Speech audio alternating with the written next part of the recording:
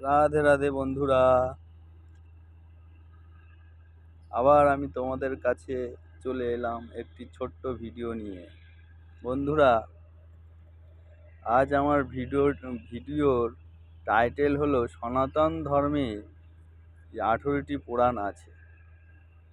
আমরা সবাই তো নিজেদেরকে সনাতন ধর্মে জন্মগ্রহণ করেছি বলে গর্ববোধ করি, কিন্তু সনাতন ধর্মের যে 18টি পুরাণ আছে তা কি আমরা সবাই জানি?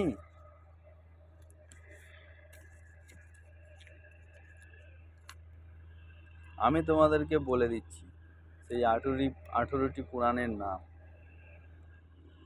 মন দিয়ে শুনো।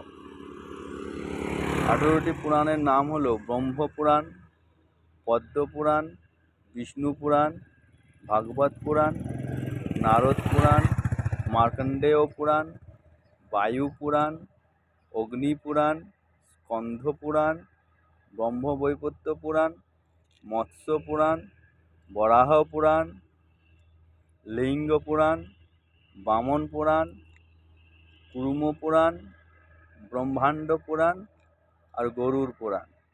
এই হলো 18টি পুরাণ। রাধে রাধে বন্ধুরা।